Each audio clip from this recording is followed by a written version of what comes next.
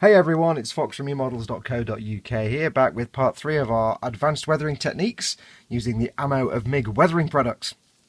If you remember, we're working on the Bandai Mega Size 1/48 scale RX-78-2 Gundam, and today we're going to start off with a new technique. I'm just going to move this out of the way. We're going to start off with a new technique, which we're going to be applying to the tops of the legs and the feet, and we're going to be using the heavy chipping effects from ammo for MIG, and we're also going to be using good old-fashioned engine grime, which we've used before. You know all about that.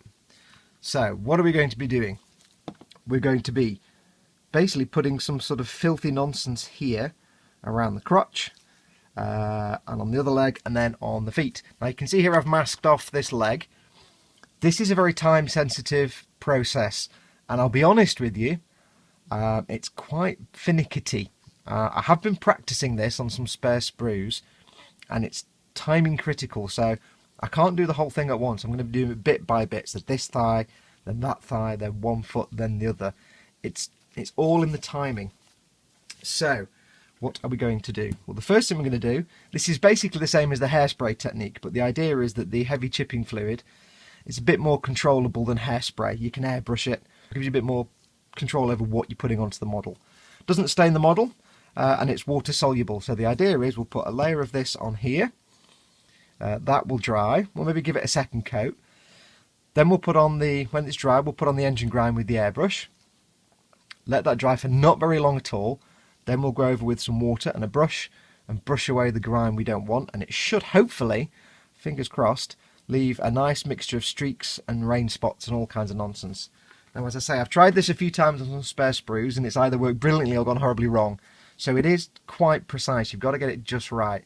So I'm quite nervous about this. There's no guarantees this is going to work. I'm going to take our airbrush, which you can't see, and I'm going to put a small amount of the heavy chipping into the airbrush. Not a lot, just a little tiny bit, a couple of drops, or half a cup in that case. And the first thing we're going to do is apply the chipping fluid to the model. So I'm just going to turn the airbrush on. This is where it gets noisy. Right, so we're going to do it in a light coat. If you do it too thick, it goes really bubbly and the effect comes out completely wrong. So I'm just going to slap it all over here. So let's get that done, shall we? Now it is really hard to see where it's going because it's a clear fluid. So obviously that's a bit challenging. And it doesn't necessarily shine when it's wet, which also makes it a bit of a challenge. Now this might go out of shot while I do this. But basically just putting it all over, building up a nice coat. It'll go slightly lumpy, but that's fine.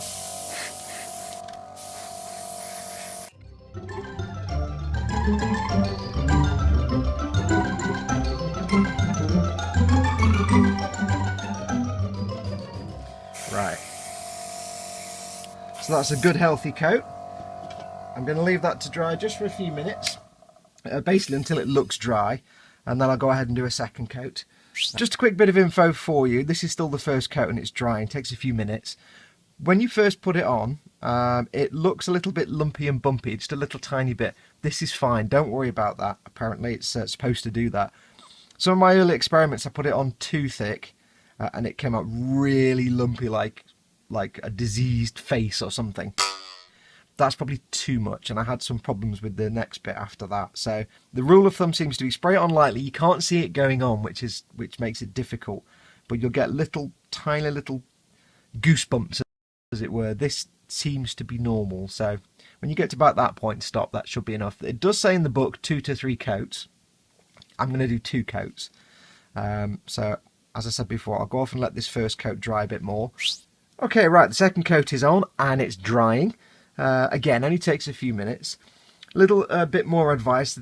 Unfortunately, there's things I can't show you because I'm so time critical. I can't take time out to explain things. So once you've got your chipping effects on, I'm doing 2 coats.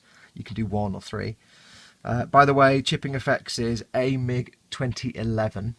This is heavy chipping. Once you've got that on, you need to clean your airbrush out, and this is water soluble. So you just clean your airbrush out with water, clean water, ready for the next session, which is the engine grime. So get your coats on, clean your brush out with the water. By the time you've done that, it should be almost dry, getting dry. You'll know when it's dry because it will go flat, and where there were little lumps and bumps, you'll see little what look like water spots. That's basically, you can't really see them on camera, but there are still some bits where I can see the little lumps and bumps. But it'll look like water spotting. That means it's dry. It takes a few minutes. Once that's done, it's time to go in with the engine grime. Now this is normally a technique you do with acrylic paints. You put an acrylic paint over the top and then chip it back. Like I said, it's the same as the hairspray technique. But we're going to be doing with it with engine grime, which is an enamel paint. And you have to do it a little bit differently. Right, okay, this has had a few minutes to dry. About 5 minutes. Now we're going to go ahead and put the engine grime on. So what we're going to do is take our MIG-1407 engine grime, and we're going to put a little bit into the airbrush. Now this bit is fairly straightforward. We're just going to get the airbrush again, and we're going to cover these parts. So again, you're going to see some upskirt shots of RX-78-2. You'll see as well I've taken the back skirts off and the sides just to keep things easy. So let's get the airbrush on. Make sure we've got some paint coming through. And we're going to do a light coat, not a heavy coat, but a light coat. So let's get this, and I'm going to stick to the painted areas if we can. So just get that out of the way. The bits that I've covered in masking, chipping fluid even. So a bit under there. A bit on the top, on the sides. Don't be afraid to just go straight in. We're doing a light coat, as I said, not a massively heavy coat. Get some on the leg.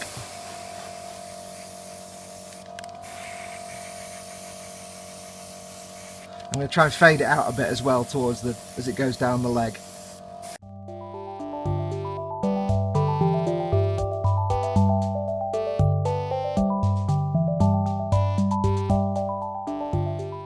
Right, so that is on. I'm going to leave it for literally a few minutes. You don't want it to dry completely, obviously, because then it will just go horribly wrong.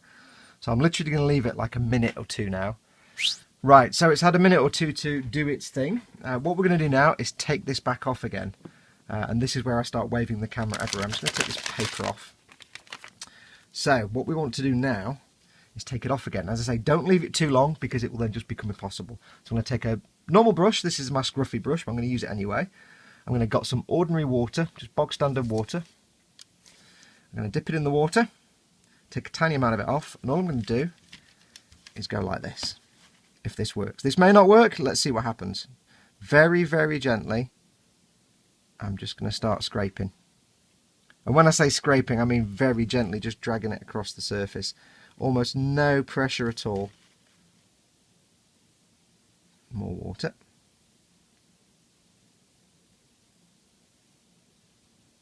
And hopefully what should happen is that the water should activate the chipping fluid, and that will pull the paint off.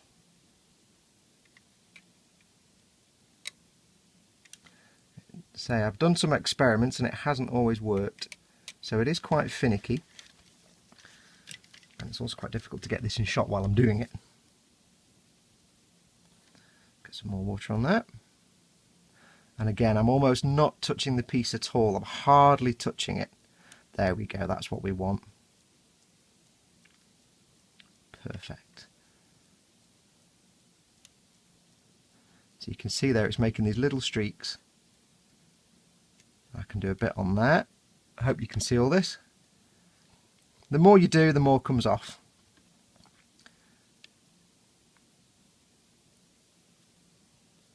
You can use a smaller brush for smaller streaks if you want.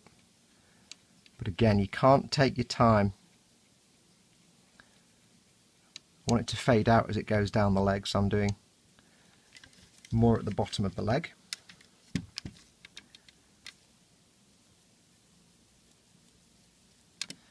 don't know if you'll see that because it's at a funny angle, but hopefully you can. If I'm focusing at the bottom of this plate, it'll take off more at the bottom and less at the top. And I just want this kind of random streaky effect. And the trick I've found with this, if you just put the thinning fluid on and leave it for a while, and then put the enamel on and leave that for a while, it's let's be honest, it's just going to look like ass. It's going to look terrible. Because all it's going to do is smear and just not work like this at all. You have to, quite literally, get the enamel paint on as soon as the chipping fluid looks dry. And then you have to get the enamel paint off and start this process literally within 1 or 2 minutes of the enamel paint going on. You don't want the enamel paint to dry, because that's where it will just go horribly wrong. Because enamel paint is not water soluble, the chipping fluid is. And what you're doing is you're counting on the chipping fluid breaking up when you wet it and taking the enamel paint with it. If the enamel paint is too dry, then it's just not going to work. It's just going to make streaks. And you can see here, I've only been doing this for a couple of minutes, but the enamel paint is becoming more of a challenge to come off. Just because it's been on for a bit longer. Now you can jab at it if you want. You've kind of got you take your time, but also not take your time. It's really weird. Now this bit's going to be hard for you to see well, but... And the other thing is, of course, because we faded it a little bit, when we put the enamel paint on, we didn't just do a big blob of enamel paint. Wow, this is fiddly. We kind of faded it a bit, so it won't just be a big block of colour with an edge. I'm going to try a smaller brush. This is my floppy brush. See if I can get some smaller streaks going on. Again, I'm just being very gentle. But you can see here the paint's putting up more of a fight now, because it's been on for longer.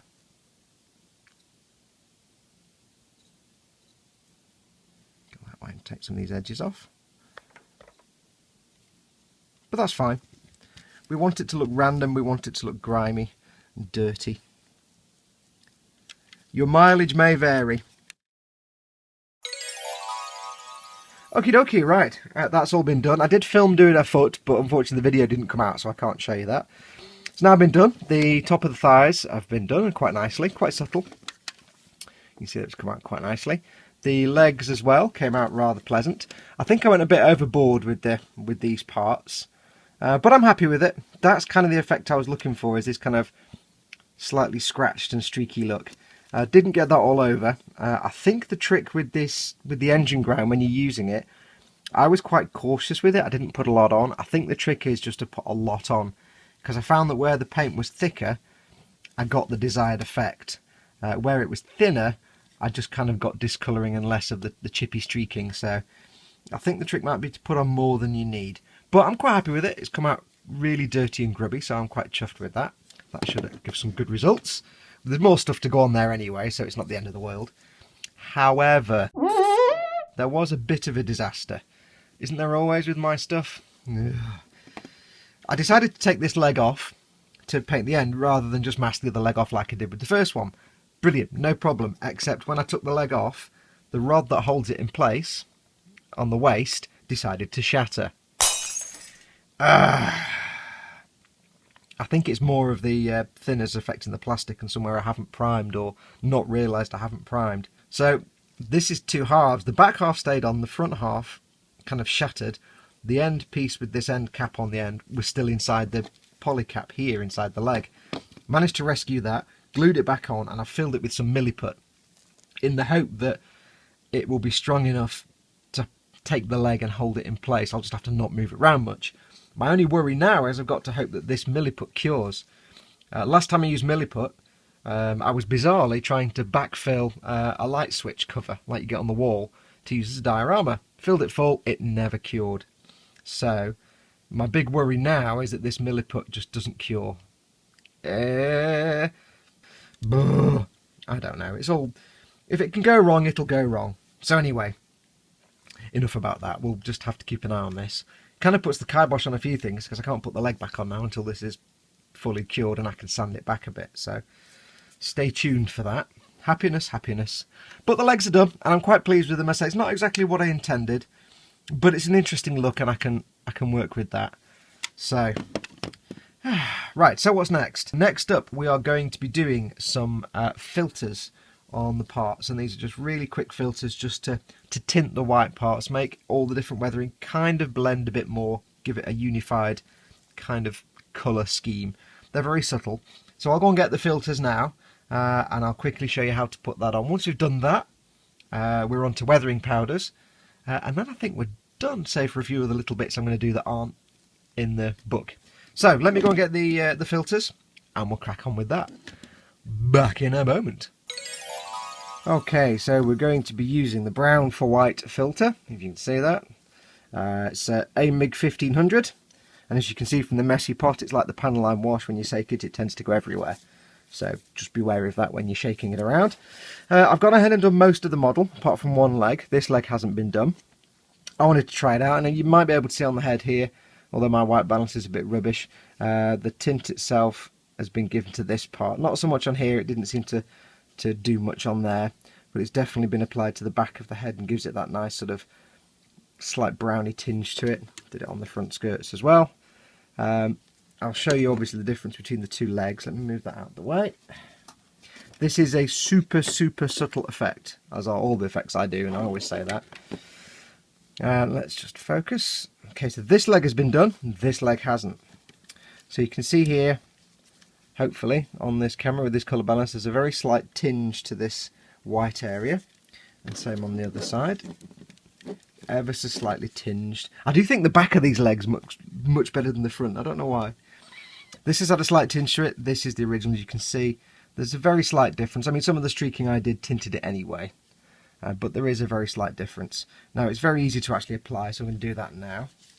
And the trick with this is, bear in mind that this filter, it's basically a thinned enamel paint, the same as most of the other products in this range. They're just variations on enamel paints and how thin they are. So I'll just move that. And this is very simple to do. And all these steps I'm doing, they are completely optional. It just really depends on how weathered you want your vehicle to be. I've actually already put a lot of tint into the surface when I did things like the streaking grimes. So you wouldn't have to necessarily do this stage. I'm just doing it so I can show you. Now you want to make sure you shake this well, and as I said, this does tend to go everywhere, so I'm just being really careful. I'm shaking it a lot. There is one other thing with these enamel products as well that I've noticed, like this and the panel line wash. They do tend to separate out really quickly when they're in the pot. And what I was noticing was that when you were getting stuff from the pot to put on the model, after a few brush fulls that you'd applied, you were basically just putting thinner on. The pigments had separated out really quickly in the pot. So what I found you have to do is really get some on your brush, apply it to an area, give the paint a quick stir, or the filter a quick stir, and then do the same again. You can see there I've just come off on my fingers. I don't know what it is with these plastic lids, but don't assume they contain the liquid inside the pot all that well. Don't make that assumption, because you will just get mess. So we're going to take the filter, we're going to rub all the paint that's come off onto my gloves, and this is deliciously simple. Just take yourself a normal brush, any size brush will do, and quite simply get some of this on the brush. I'll put it in shot, it might help. Get some of it on the brush, get most of it off, and then just apply to the surface. You're not trying to do it like a wash, you don't want it flooding over the surface. Again, remember, you're just applying a tint. So you don't want brush marks, you don't want it flowing into lines. I mean, you might get brush marks. I certainly am here, so I'm going to keep it in that direction, streaks. And this actually might be a little bit too much, but it all just goes to the look. It will lighten as it dries, it'll become less obvious. But you're not putting on like a wash, as in you're not having it pool and collect in edges. You might see it better if I got it in shot, that would be a really great idea. Let's get it on there. I have to reload the brush now. And what you'll find is, as you're applying it, especially on white areas, you'll be putting it on and you'll be not seeing anything. That just means you need to stir it around again, because it's separated out in the pot. See there, it's going on not as dark now. It's already separated out in the pot. So let me just quickly stir that with the... I'm going to use the end of the brush because I've just got it available. Give it a good stir. You do have to do that quite a lot, actually, because it does separate out so fast. Also, I'm trying to do this while manhandling this. You can see it's a darker shade. That's probably far too much. So I can spread that out. And that's all we're hoping to achieve, is just add this tint to the piece. Comes out better on white, and again, it is purely optional. You can do as much, oh, get it on camera dear boy, as much or as little as you like.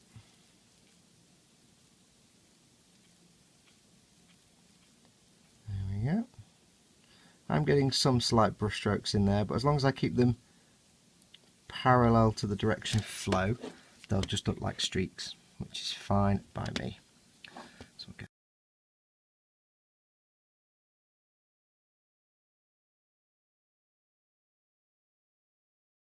and that's it. That is how you apply a filter. I'll just go and do it over the rest of this leg. I'm going to do it on all the external arm parts. I'll go and do the rest of this leg, and then I shall get the pigments ready, because that's going to be the next step. You couldn't see that, could you, because of this big knee. That wasn't a very well filmed bit. Do apologise for that, but I've got to navigate this whole leg around, this whole torso. What am I talking about? I really am talking nonsense today. All these legs. Anyway, let me go and get the pigments ready, and when we come back, we'll start doing that bit.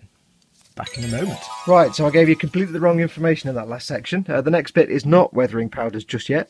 We're going to be doing some mud splatters. That's the next step in the book. Now, what we need for this is we need a stiff brush, cocktail stick. We also need some MIG 1402 fresh mud and some 1408 fresh engine oil. You mix this in a roughly 70-30 ratio, so 70% of this engine oil and 30% of the fresh mud. I just completely did it by eye, and you'd come up with this. The engine oil is a nice sort of greasy colour, and the fresh mud is obviously brown. And it's dead simple. All you do is you get your brush, you get some of your mix on there, get a chunk of it off.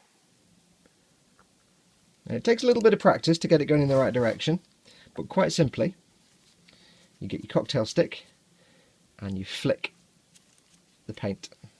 And it's difficult to remember which way you want to flick it. But literally get the cocktail stick on the brush and just flick. And all you're looking for is little splat marks. You can do as much. As always, you can do as much or as little as you want.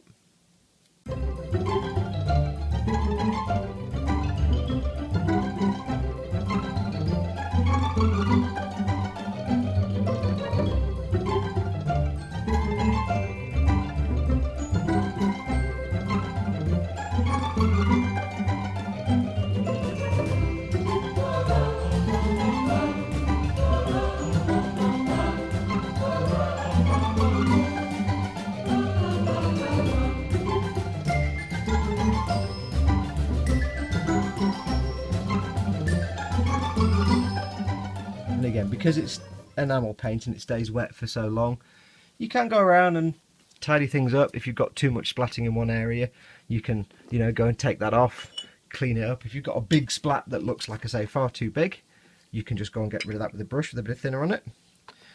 And that's paint splatting. And I think that'll do for the splatting of the paint.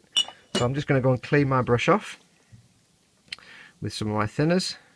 And then when we come back, when this has had a little while to dry, we'll then come back and then we'll do the pastels. Hope if I get the play order right, wouldn't it? So, let me just see if I can get you a better view of that with the light. Hopefully you can see that, hopefully. Yeah, I'm quite pleased with that. Nice splatty paint effect. I might go and tidy up this bit a bit because it is a bit thick and it's running down. So, I'll go and clean that up. And when we come back, we shall do the pastels. Back in a moment. Right, okay, that's had time to dry. I've left it for a couple of days, to be honest, because I got tied up doing other things. It's come out quite nicely. There is one downside to using the fresh engine oil, though, and that is that it comes out shiny. So it's got this kind of shiny texture, little spots all over it now. You can see it. I don't know if you'll see it on camera, but you can see it here. So I'm going to have to get handy with the matte varnish. Now, it kind of helps me with the next step as well, because the next step is to use weathering powders. and I'll explain why in a moment. But we're going to be using two. We're going to be using MIG 3008 Track Rust, if you can see that, if it's in focus. And we're going to be using MIG 3007 Dark Earth, probably more of the Dark Earth than the Track Rust, because I don't really want to do a lot of rust, although I've kind of put it all over here. But we're going to stick to mostly the Dark Earth, and we're going to apply Pigments to Pigments to inside the feet here, wibbly wobbly, inside the feet here because it's still quite clean in there and I need to gum it up a bit, and also to the backs of the knees, as it suggests in the book. Now, you know the problems I've had with thinners on this model kit. You know that some of the panel line wash accidentally got into the, let's just sort them out. Some panel line wash actually got into the joints inside the knees where primer hadn't got coverage by accident, and it shattered the knees and I had to rebuild them. So I'm obviously consciously aware of that, and it's specific to the plastic in Bandai kits. I hasten to repeat, not a problem with the enamel products. With Bandai kits, you just have to be extra careful when you're priming. Make sure everything gets covered, even insides of parts that you're never going to see, because the problem is their plastics are quite susceptible to any thinners, enamel thinners, oil thinners, acrylic thinners, anything like that. So when you traditionally apply these pigments, you put them on, and I'll show you how, and then you set them in place with the pigment fixer. Now you can either use your standard enamel thinners, or in my case the Artist Oil odorless thinners, or you can use MIG's very own pigment fixer, which is a MIG 3000, which if you open it and smell it, actually smells just like white spirit or terps, so it probably is. And traditionally what you'll do is you'll put the powders on, and then you'll take some of the thinners or the fixing agent on the brush and you'll just dot it on, and it will absorb into the pigments and hold them in place. That's fine, except the last thing I want to do is do that and then it all go into the joints and I have cracking joints again. So via some kind of synchronicity, I'm going to have to do what I wasn't going to do originally, which is matte varnish this because of the shiny fresh engine oil. So what I'm going to do is put the pigments on, and then I'm going to seal them in place with the matte varnish. I'm going to put matte varnish on the armour parts, but I'm going to have to go quite lightly on these because these are supposed to be shiny. So I'm going to have to seal them in with the matte varnish, only a light dusting. Hopefully that will seal the pigments in. And then what I can do if I need to is go back later on with either brushed on gloss varnish or chrome silver dry brushing, just to bring back some shine to these metal parts, because these are supposed to be shinier than the armour. So let me just get the camera set up and we shall get on with the pigments. Okie dokie, so let's get started. So we have our Dark Earth, a MIG 3007, and applying these, it couldn't be any simpler. We simply take the part we want to put pigment on. You can get this in shot. And we simply get a brush, take a small amount of the pigment on the brush, and then we just put it on. I'm going to put some in here, just a small amount, and dot some on the leg. I'm not putting on tons, and I'll show you why. A bit more maybe. Get some on here. It's basically a powder. You can see it's just a powder. I'm going to take a little bit more, and we're just going to put it on this side as well. Let's move this leg out of the way. If you can see this, put some more into that piston thing, and we'll put some more around the... It doesn't help that you can't really see this. I can't move this leg much because this is the leg whose hip shattered. Now if I was clever I would have put some paper down here to collect this powder, but hey, what am I going to do? So I'm just going to set that down, get most of the powder back off the brush into the pot, and now all I'm going to do is munge it about. I'm just going to quickly do this bit so it doesn't all fall off when I turn it over. So all we do is take the brush and just work that in. It's very similar to Tamiya powders, and you just work it in. You can do it all over the surface. Just lightly. And at the moment it's just a small amount, so it's just giving a little bit of a stain. So what I might do is take some more.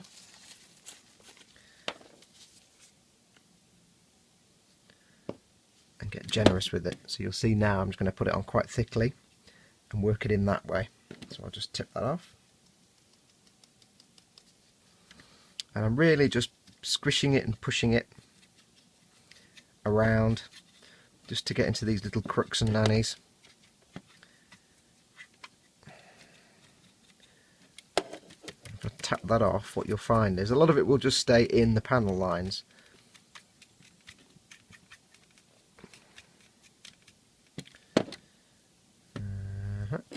And then we're going to put some more on the back. I hope this is in shot. Having to navigate different legs. Hang on. This is actually quite difficult. There we go, that's a bit better. Get some more on here. Move this over there.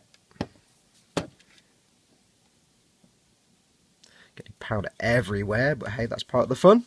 If you're not getting messy doing this, then you're not doing it right. Now, if you're going for a thick dark earth look, you'd put this on real as a real thick powder and then set it in place with the pigment fixer. And then that would then harden down. But of course, because I'm limited by the fact I can't go too heavy with anything on these plastics, it does limit me somewhat. So let's just get some more on here. Think of this as just like paint, but without the actual oils or anything else. It's just really the pigments that you would get in a paint. So I'm really getting more of a dusty look because I can't go too heavy because I can't put pigment fixer on it.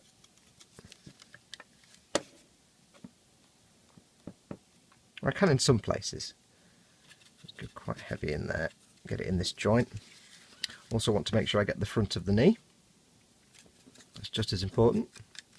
This is probably horribly out of focus for you now, so bear with me. Don't worry that you're putting on too much, because this will disappear when you either varnish it or put fixer on it.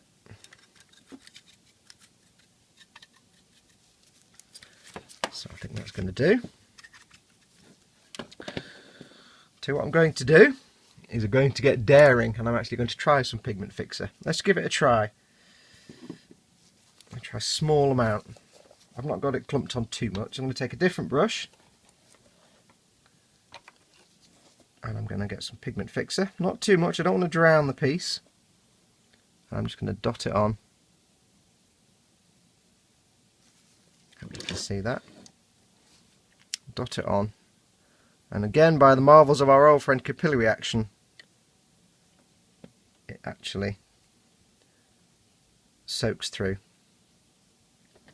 I've got this on quite thin, so it's probably not the best solution, but I'll do it on these bits.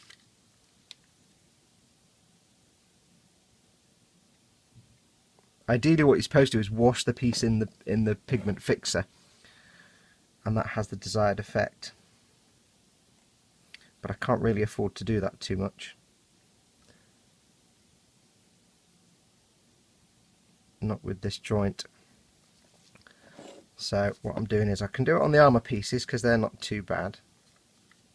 Don't have to worry about those too much.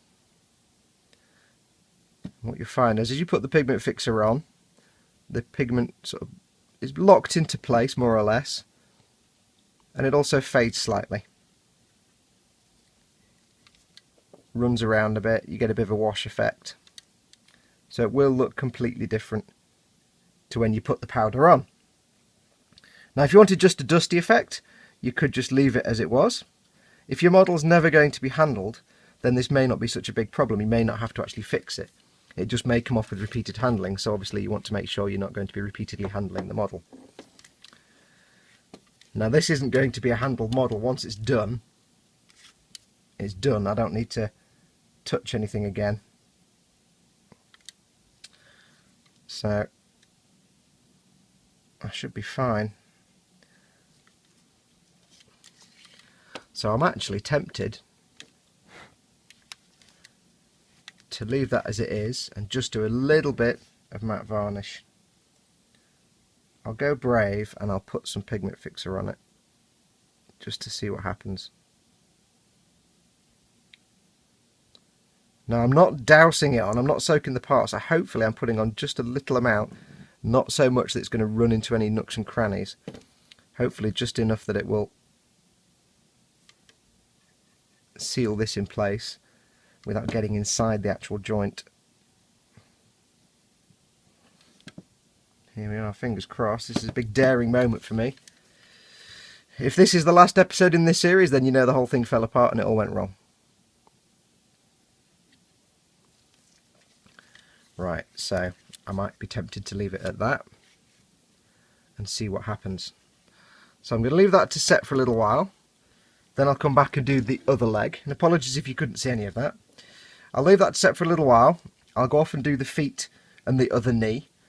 And then when we come back, I shall tell you whether my entire leg fell apart or whether we've had huge success. I know which one I'm hoping for. Now remember, if you're doing pigments on a regular standard model kit, not a Gunpla like this, what you would actually do is really load it with the pigments and then just almost literally wash the pigment fixer over. That way you get real clumpy earth effects. This is more of a light dusty coating just to suggest, I don't know, wear and gunk and grime. But you could really pile the powder on, and the technique for that will be, and I'll just sacrifice a bit of my mat to show you. If you'd really pile the powder on, you'd literally get your bit of pigment fixer and touch it to it like that.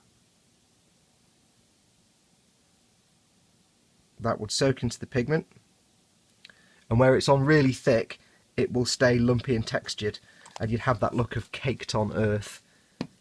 But for the purposes of this model I can't really do that. I can't afford to take that risk with these knee joints, so I've got to hope that that's enough now to keep the pigments there. Hopefully it will be. As I say, this is never really going to be handled, the joints aren't going to be touched at any point, so even a loose pigment will be fine. If you're using something like Tamiya Weathering Master Pastels, it's very similar. It's the same kind of principle. It's a pigment, but that's more sticky and adhesive, so you could dot that on and it wouldn't come off unless you touched it.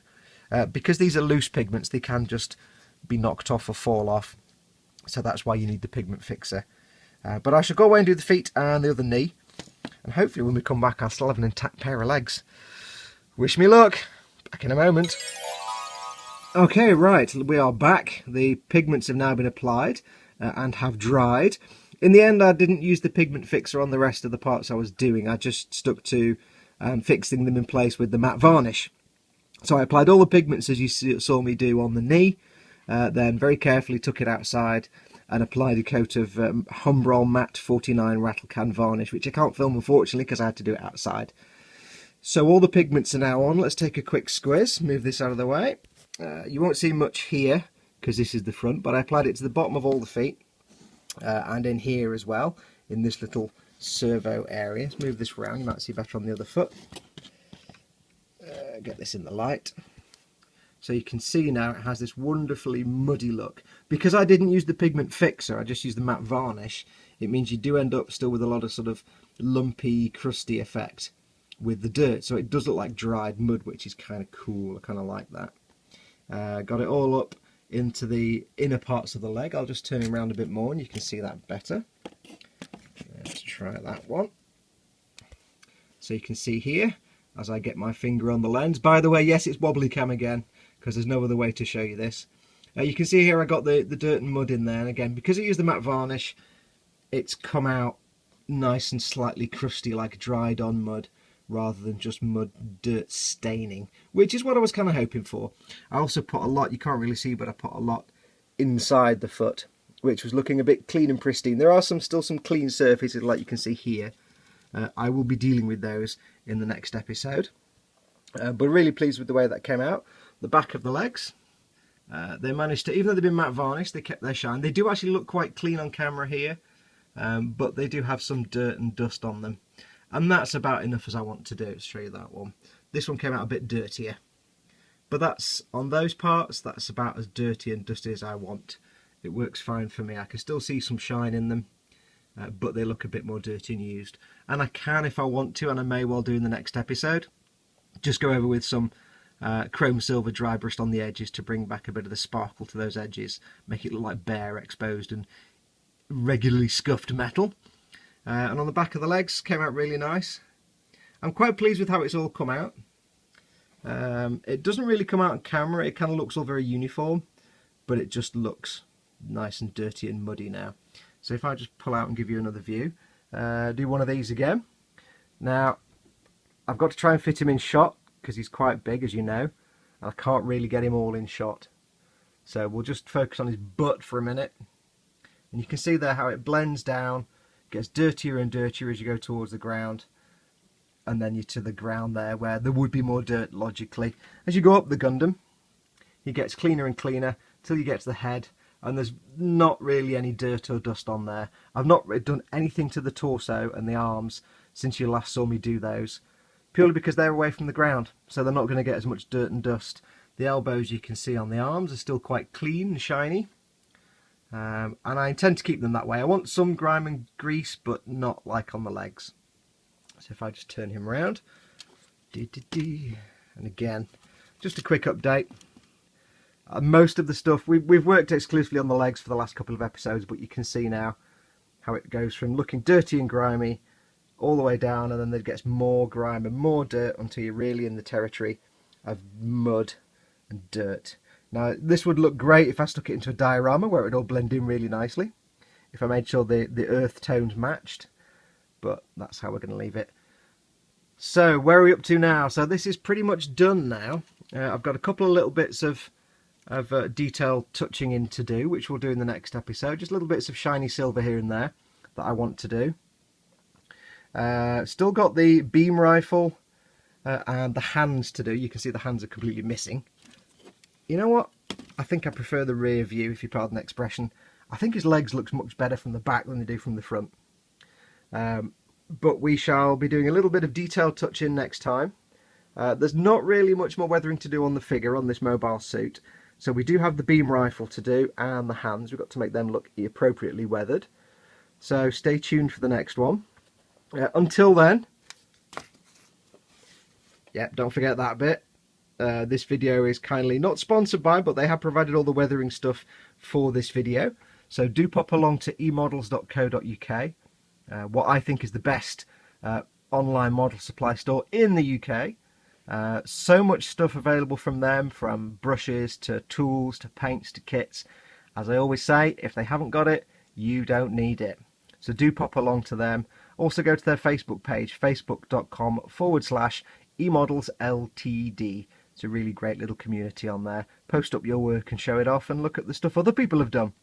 And lastly, as always, go and check out my stuff, www.modelmaking.guru. I'm also on the YouTubes as Model Making Guru. I post up my own stuff, commission builds, fun builds, other bits and bobs. I also show you how to make the perfect pot noodle.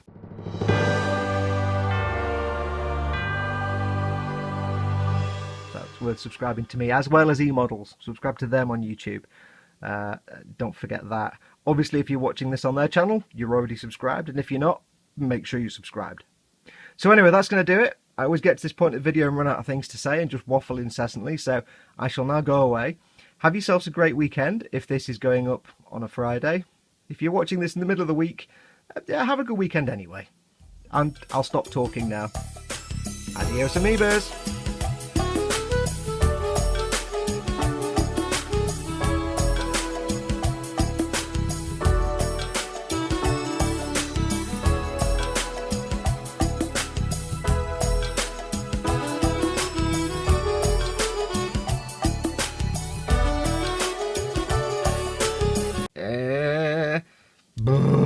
Happiness, happiness.